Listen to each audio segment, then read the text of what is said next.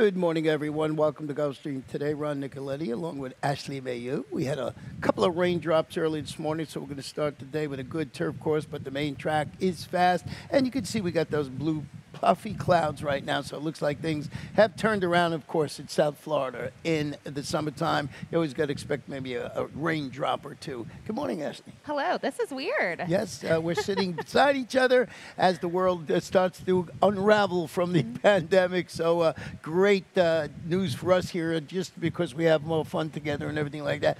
And she's got a chance to smack me if I say something wrong. Before she wasn't. She was upstairs. So yeah, I had to bite my tongue. I couldn't do anything, but now I have the option. Well, as I mentioned, main track is fast, turf course is good, and we got the Stronach 5 kicking off on Friday again tomorrow. And don't forget, we have a 2 p.m. post, so we got a couple of races from Gulfstream Park, race 6 and race number 8. Of course, we got the later post. We can use some of our later races. Started looking at the sequence, and I guess if you like turf, you'll be hoping for good weather because all the races are turf races for the 5. And I looked at it. It starts off with a really tough race at Pimlico. It's $25,000 maiden claimers going a mile and an eighth with a huge field. So I'm definitely going to take some interest in this tomorrow. Yeah, usually when I'm one of the people that put this, ticket together, and every time with Gulfstream Park, you have to use 3 horses or you have no shot. Always looking to find a single like they do sometimes at the other tracks, but it's so hard because we have such competitive fields here. With that said, we also have a really nice carryover in the Super High 5, $7,000. Boy, we had a couple of big carryovers in the Super High 5 over the last couple of days, so we took care of all early business. We can get into this Thursday card, and you have an early pick 5 ticket. Yes, put my ticket together, as always, at $36 play. I went 3 deep in here. We have several 2-year-old races today, and I didn't have super strong opinions. I used 3 horses in here. I used both the Mark Cassie's runners as well as the Jeff Engler. I thought maybe the experience edge will help the number 7, My Favorite Daughter. I went 3 deep as well in race 2. This is another race when I started looking. I just decided to spread. My top pick in here is the number 2, Silver Smile, but I also like the number 4, Mila, which is an Arundel homebred. 2 deep in race 3. You talk about looking for singles. I don't do this often, but there was a scratch in race 4, which made me change my mind. I'm going to single the number 7, the 9-5 morning line favorite, Laura's Lady. And then by singling there and having to adjust my ticket, I spread in race 5.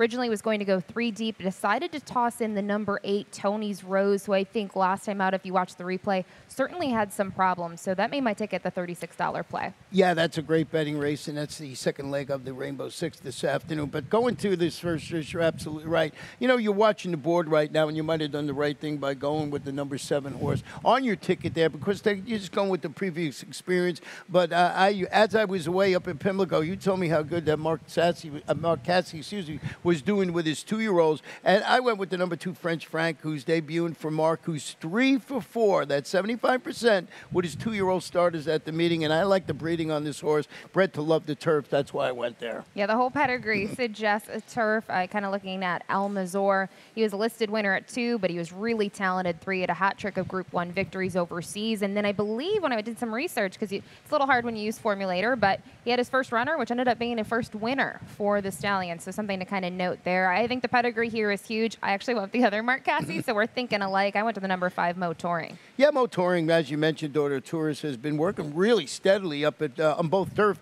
and dirt up at Palm Meadows in preparation for this assignment with Edwin Gonzalez rides part of the uncoupled entry. Yeah, for me, I think Edwin was part of the slight nod here. You see that numbers. They've had 7 pairings, him and Cassie, winning at 57%, so that's pretty nice to see here at Gulfstream Park. And then you mentioned the pedigree play on the 2. I thought Mo Touring was not the strongest of the 2 pedigrees, but the workouts, I think, were a little bit better. Well, we're sort of in agreement with the Super, but I love Uncle Mo's on the turf, and that's why I put the number 3, Mint Leaf, in second. It's the daughter of Uncle Mo, debuting for Tim Ham with a solid work tab showing, which includes the recent half-mile bullet drill on the Palm Meadows turf. I like to see that with 2-year-olds, and I just thought this was a logical contender. And you were right about My Favorite Daughter.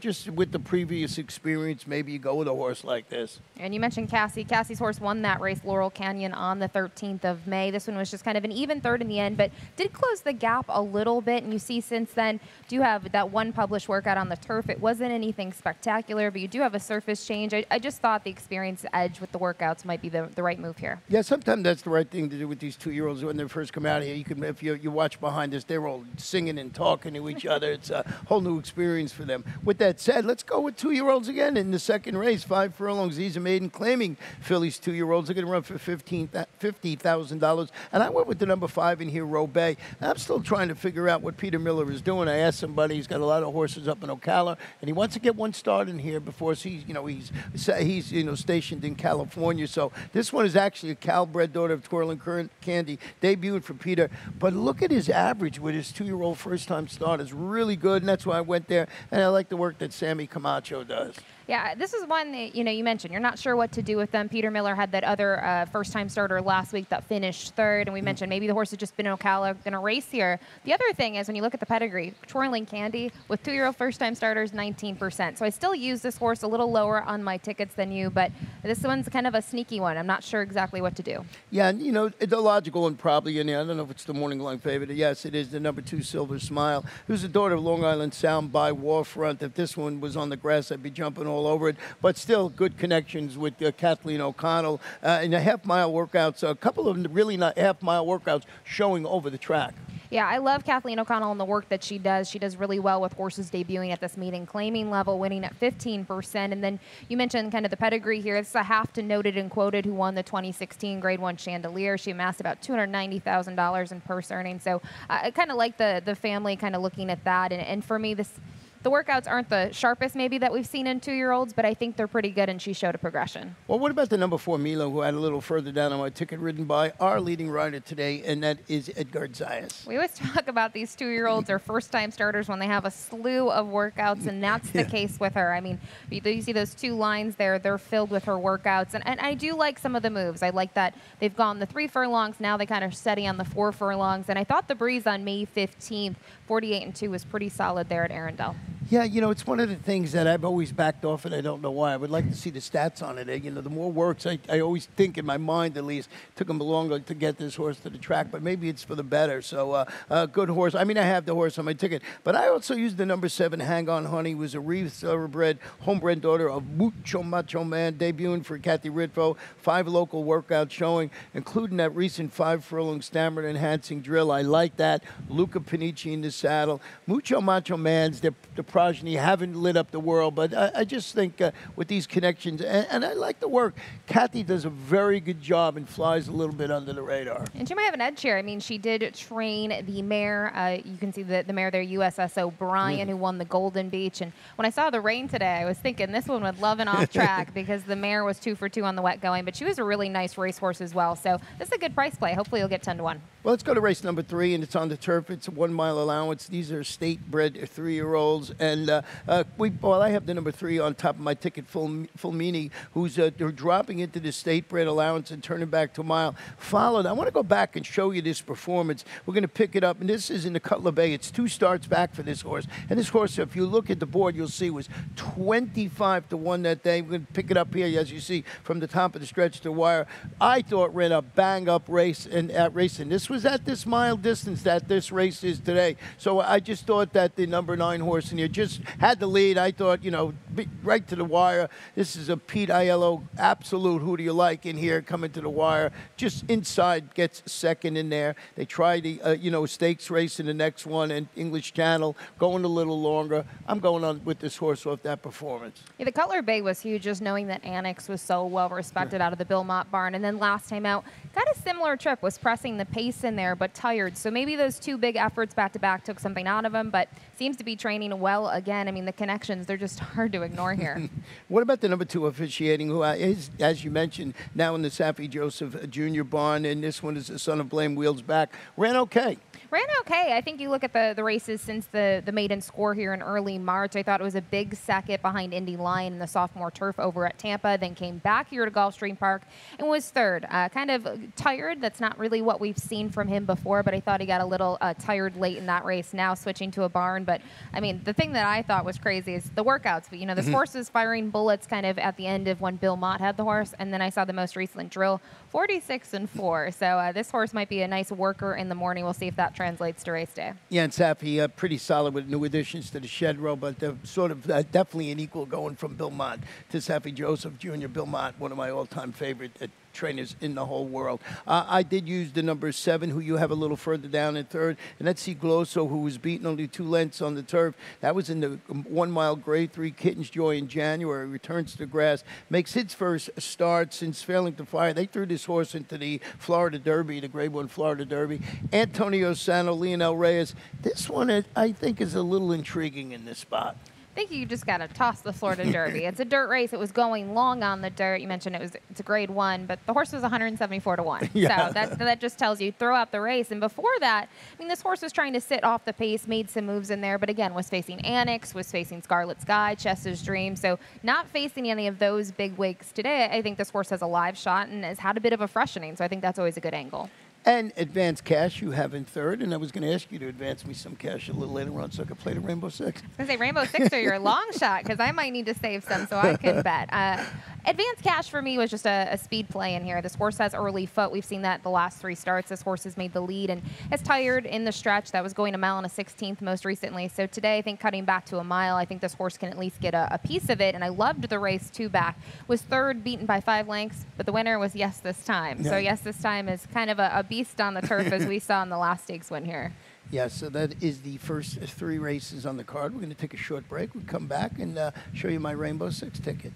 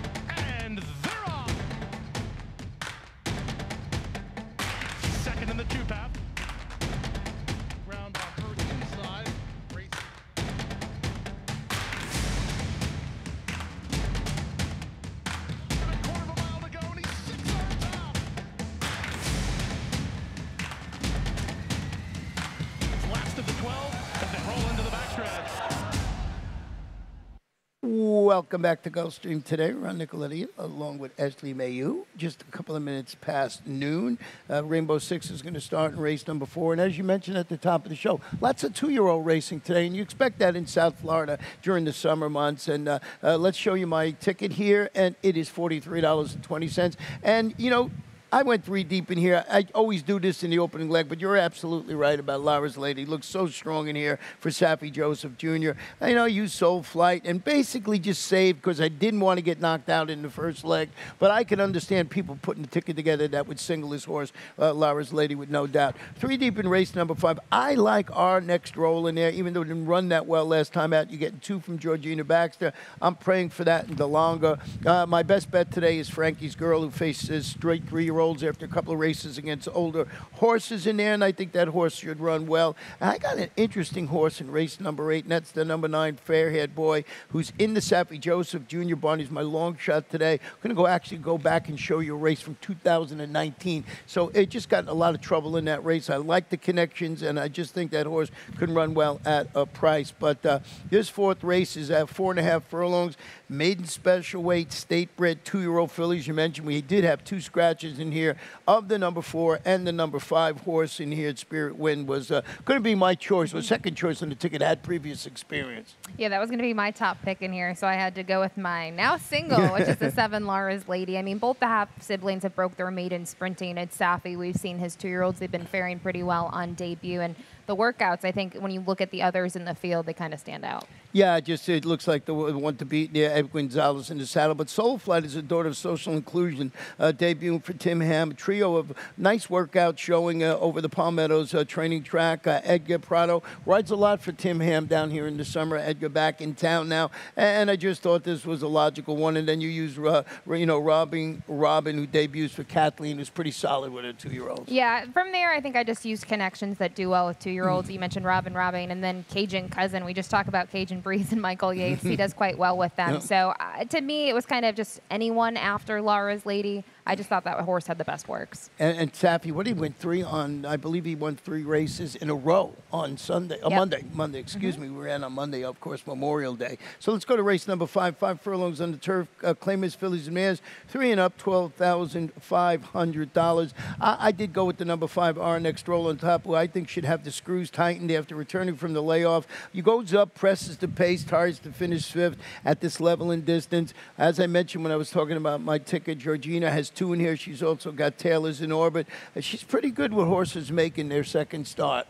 She is, and last time Taylor's in orbit raced, I used this horse. Second time out, was a little disappointed. And Our Next Roll is a horse that I use a little further underneath. But this mare, I mean, she's had some time off. She's had consistent kind of breaks. Now that's going to be her second start off the layoff, and we haven't seen 2 races consecutive from her since February of 2020. So she has early foot. We're sprinting on the turf, and you know she's done well here over the turf course. So I used her as well. I think looking at the other ones in here that I used on top, this one's going to be more value. Yeah, I think you have a stat on Georgina Baxter. Yeah, so we mentioned she does quite well across the board, and just her numbers are so strong. But specifically mentioned this horse is going to be second off the layoff, so I wanted to look at 45 to 180-day layoff the past 3 years. She's won at 26%. She's 26 for 101. 58% of the money. The ROI is not going to light your eyes up. It's $1.36, but people notice these numbers. Obviously, she gets a lot of recognition for it. So another huge stat for Georgina Baxter. Yeah, she always takes money, especially in 5 furlong turf sprints. I think the one to beat when you're just doing that and you don't think that Georgina is going to, the horse is going to run, good enough to win. You go with the number 2. I'm praying for that. Who was solid in defeat when she rallied to finish second. She was beaten a length at this level and distance for Mr. Juan Arias with Jose Morelos in the irons. When you look at Jose, I mean, this horse has kind of come to life those last 3 starts. Was in for the $16,000 tag later this winter, wasn't faring well, but was second 2 starts back, then dropped for 12.5. Still didn't get the win, but was closing from off the pace, and I think this horse is going to get a great trip sitting off the pace. We've mentioned there is maybe 1 or 2 speed runners in here. So for me, it comes down to trip and just the recent performances. So I use this one on top. And the other horse that we both have some interest in is the number 1, DeLongo, who's dropping to the 12.5 level today after tracking the pace, finishing 5th against those state-bred optional claimers. That was going 5, and that was on a good turf course. We're going to have a good turf course today, at least to start today. With the sun out, that could change. Gilberto Zerper, Emicilal Jaramillo in the saddle. Probably one of the more accomplished horses locally. I mean, the 2 I'm praying for that does have 3 local wins, but she's got 4 from 16. She's 6 for 16 in the money here over the grass, and those last 2, there's nothing to take away from 2 starts back. Obviously, something went and missed, but she's faced tougher competition. So now in for the 12.5 tag. Wouldn't be surprised to see her get a good trip and maybe finish in the top 2. I think she could still win it. I also wouldn't be surprised to see her get claimed. Yeah, well, that might happen too. Race number 6 this afternoon is a mile on the turf. It's a starter optional claimer. Phillies 3-year-old started for 35 or less, so the optional tag of 35,000. Scratch the main track only. We got your late pick 4 starting here. Interesting to see what you did. Oh, you did use Frankie's Girl. I'm glad for that. Yeah, I liked Frankie's Girl a little bit last time out underneath. Horse I thought ran a huge second, so I used her again, as well as the number 3, Kate's Kingdom, and the 4, Sunshine City. In race 7, I used 2 horses. I think they're the same 2 that you use in the Rainbow 6. The number 1, Twice Too Many, as well as the number 5, Call Someone Who Cares. What a mean name. And then race 8, I used 2 deep. I used the number 1, French Reef, my top pick, as well as the number 3, Cantharos Image. Then in the nightcap, I think you used maybe the 5 and the 6 as well. They looked familiar on your Rainbow 6. That's going to be Gypsy Wife, first off the claim for Peter Walder, as well as the number 6, Sarswat. But threw in a long shot in here. The horse on the outside, the number 10, Kayseri, is out of the Bobby DeBona barn, going to get blinkers on. I thought this horse was intriguing. The horse has got some early foot. Yeah, got some early foot. I think he had a bad start last time out, if I remember correctly, or something. He got steadied in that race. Number 2, Frankie's Girl, who faces straight 3-year-olds after following a victory over older horses while in the Wesley Ward barn, and finished second, beating the neck against older horses in the race after the reclaim by Carlos Perez. Now, at this time of the year, I'm not that enamored with, the 3-year-olds facing older horses and being able to beat them. But I just thought this one ran a good race. So let's pick up Frankie's Girl from the top of the stretch to the wire when Frankie's Girl closes. Now, look at those fractions up there, 22.13 and 45.02. So had a good setup in here, but I just thought Frankie's Girl ran a good race to get beat only a neck at 13-1. And as I said, this was against older horses. So coming back against straight 3-year-olds today. And I thought maybe Frankie had the lead here and just couldn't hold on, and you got a closer that coming back, and they just lit it up early on in this race. Yeah, there was tempo certainly to set things up for this horse, but just facing winners for the first time. her start in the barn, I thought it was a huge performance. She's done nothing wrong in her career, so I can give her a little, you talk about 3-year-olds going against older. For her, I really like those efforts. I think she's done nothing wrong. So I did use her. I used her for third in here, but she's one, when I go to bet this race, because I like it, I'd be looking at the tote board, because if she's anywhere around 5-1, I think she's a great value. Well, you did use number 3, Kate's Kingdom on top, who's been knocking on the door in 3 consecutive races at this level, which includes that half-length defeat by Sunshine City, a horse we'll be talking about. I think she's a major player in this spot. I think she is, too. You mentioned Sunshine City. This horse has early foot. I think Sunshine City, once again, is probably going to be forwardly placed. And Kate's Kingdom's been closing from off the pace. You mentioned knocking at the door. I'm hoping that that's not the case today. I hope that she can get the job done. But 3 starts back, I liked her effort going a mile and a 16th, a little bit longer. She's a nice second, being by half a length behind Porquet now. She was able to flip the tables on Sunshine City. Last time out, she was in some traffic. She made a move late, just couldn't get it done. Well, as you alluded to, the 4 Sunshine City going to try and make it 2 in a row after leading from flag fall to finish at this level and distance for Mr. Bobby DeBona. Lionel Reyes are going for 2 in a row. That's the pace. What happens behind? I just thought Frankie's Girl, as you mentioned, might have a little bit of a shot. I just was enamored with her performances last time out, so put her on top. Made her my best bet, but I did not leave off, Sunshine City off my ticket in there, too, because speed is always dangerous, and it has been on this turf course. Let's go to race number 7, 6 furlongs. Maiden claim is 3 and up. $50,000 in here. We both used the 1 twice too many. And we're going to just show you the start of twice too many last time out. And this is one where you just, the race was over. The number 9, the heads was cocked the wrong way. And just, everything else went goofy after that. Just went, and the jock just had a steer right. So I'm putting a line through that race. That's just basically that race was over. Ended up racing 5 wide in that race, but I just wanted to show the start. Now drops to the 50 level. Comes out of that turned out to be a really good race, but I think this is a good spot. And boy, Eddie Please's horse has been running well. Very, very well. 17% so far this meet. And you mentioned the head turned at the start and then decided to maybe go out to the 12 path, it looked like. Just didn't want to, move forward as well. So, and you look at his starts before that, he's had early foot. So to be taken out of the game that early from the gate and then that far back, I think that speaks a lot. Now making the second start for the connections, they're going to be blinkers on, so maybe that'll help with some of the problems as well. Lost a little focus, and you already alluded to it. That race on April 17th, very productive. The top 3 came back to win next time out. I gave them the wrong tickets up there. I had the 5 in second. I probably sent them up the wrong number because there was a scratch of a river of no return in there. So I think the number 5 called someone who cares, who showed promise. Sprinting on the dirt as a 2-year-old, goes back to the main track today for Ralph next. Yeah, just draw a line through the turf race. I mean, there's not too much to take away from it. The number was stronger, but I thought the dirt debut was pretty good. Now we're going to get Lasix, blinkers on, some big changes. The barn, that's a huge thing. We talk about Ralph. I mentioned this last week. Maybe off the 6-month layoff, it's not his strongest angle, but blinkers on 26%. So I think he knows what this colt needs. Yeah, the reason I was mentioning that I had flip-flop, of course, with the scratch of River of No Return, I just added Kurt's a keeper who goes to the Leon McCannis barn after the claim. Ran okay, but it was against 20,000 last time out. It's going to have to prove itself in this spot. Yeah, I agree. I thought this horse had early foot and could get a good position, but what are you going to do now? You're stepping up in class. Other horses are dropping. You have a first-time starter, long layoff, lot to consider, so just a minor piece.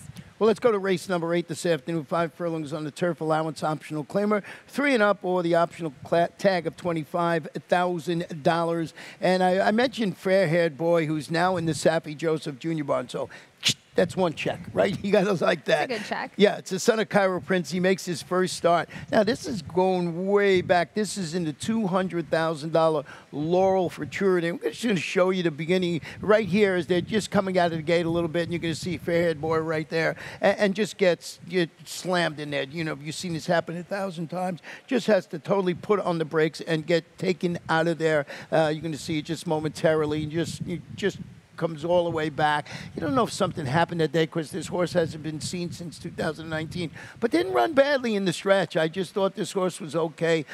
Closed, and it looked like he was still trying to find a place to go in here. It looks like he had some horse. He's got to tip out the horse, and ran okay. Finished 5th that day, beaten only a length and a half. As I mentioned, love the connections. I love the workout pattern. The 4-year-old is training well, has a touch of class, and I just thought with all those things together, I'd make it my long shot on the card today, and I like the owners, and I like everything about this horse except that he's been off for 2 years.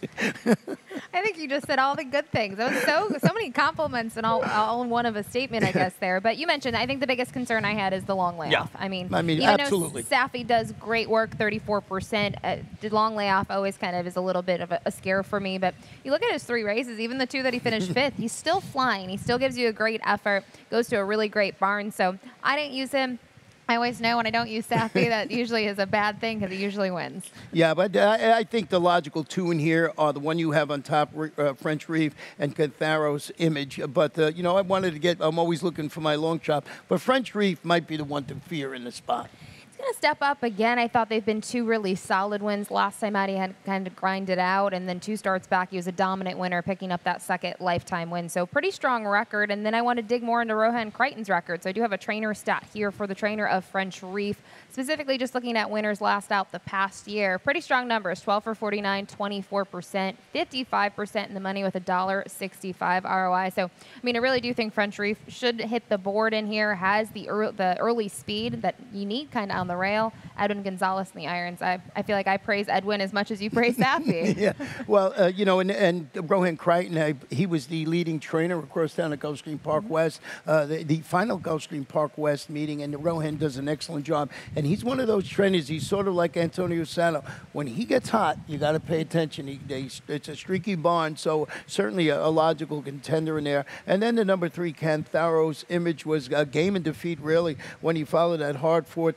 25 claiming victory with a narrow defeat when finishing 2nd. And that horse that ran, Captain Ron, is a horse that's been the bane of my existence. Everybody says, did you pick this horse? And I don't, and he wins. When I pick him, he loses. I'm going to keep note of that going forward from there. I thought it was a big 2nd. I liked the trip that he got. Sometimes I think he's been shuffled a little too far back, but it worked out nicely for him. He was just 2nd best, and it was his best race so far this year in terms of a number. So had to win 2 starts back, had a nice 2nd. I mean, his last 3, he's done nothing wrong.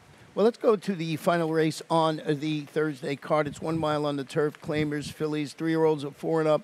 Non-winners of 3 races in life, 12,500 to 10,000. Scratch the number 3 horse in here. And boy, when you handicap this race, it sure looks like the number 5 Gypsy Wife is going to be a major player moving to the Peter Walder barn after the claim. After the claim, a 2nd, last time out was just well beaten by Sky Snow, who came back to win next time out. So I think that says a lot about the winner. Just was a better horse looking at the other fillies and mares in that race. And then 2 starts back, I thought, faced a pretty tough group. So now in for the 12-5 again, which we talk about Peter Walder all the time. 27% first off the claim. You have to use this one. Well, the number 6 Star Swept is turning back to the mile today after finishing, I thought, an improved 2nd when going a mile into 16th against this very familiar competition for Kent Sweezy. Chantal in the saddle today.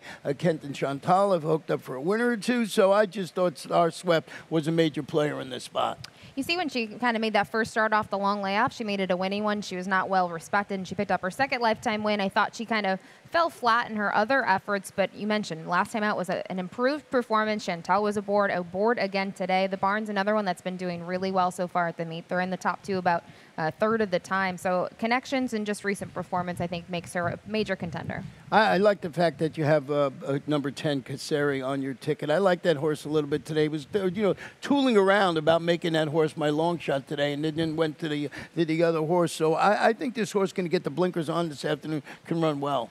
4-year-old filly who's just made those 2 starts since August of 2020. I thought, she's disappointed in those 2. She's been for the 12-5 tag, but she has early speed. And I don't want to say she's quick, but she's got at least early foot out of the gate. And I think now the blinkers on's an interesting addition. I think she's going to be a price in here, I hope, that she's maybe at least still 7 or 8 to 1. I just think she'll take some play in here, but the barn does well with blinkers on, and I do think she's kind of a little, I would say, squirrely. I mean, she was checked last time out. She didn't get a great trip, and then 2 starts back, she really wanted to go. So I think maybe the blinkers will help her focus. When the number 1 horse, too, we have basically have our final 3rd and 4th picks flip-flop. Pearlescen's a winner at the distance, a couple of starts back. Shortens up after finishing 4th behind aforementioned Star Swept when they competed at a mile in the 16th last time. I'm going to go with the apprentice, Gadiel Martinez. Got a couple of nice wins over the last couple of days. I thought was a logical player in the nightcap.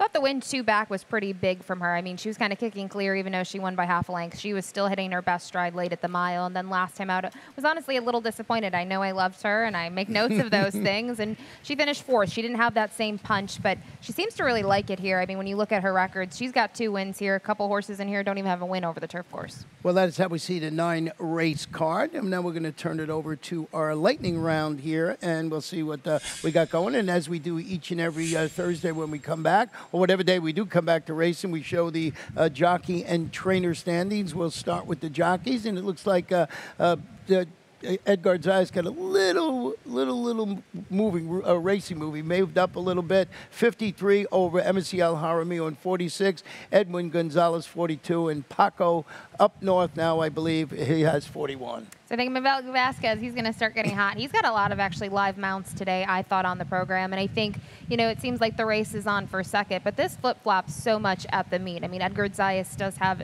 you know, a couple wins on the rest of them, but this is still going to change, I think. That is going to change. What might not change for the spring-summer meet is the leading trainer, Safi. I don't think I've ever seen a margin like this, 35-13. It's not that Mark, Antonio, Carlos David, or anybody that's doing a bad job. Just Safi has just been unconscious. He's got a lot of horses. He's got a lot of live horses here. Whenever you send me this every week, I don't even look at it right now just because Safi's having these multi-win days. But you mentioned other barns are starting to fire up as well. So it'll be interesting to see, you know, how many more wins Safi gets. But these other guys, I think, are going to start to come to life as well. Yeah, we have to look and see what the training record is for the spring-summer meet. He might be approaching that, not right away, but soon. We got a couple of months left to go for sure. We're only in the first week of June, so certainly he might be have that record in sight. We got, of course, we didn't mention at the top of the show, but what a weekend it is. It's Belmont Stakes weekend, the 153rd Belmont Stakes, and First Bet puts a nice wagering ticket together. There you see it, and I am part of that. You put my selections on there, so you know you can throw out those horses. I don't have that much luck in the Belmont Stakes, but I just think it's great, and it's free, so download it on the First Bet app. Yeah, some people want picks. Some people want more of a betting strategy to figure out how to put their tickets together. So there's a little bit of everything for everyone.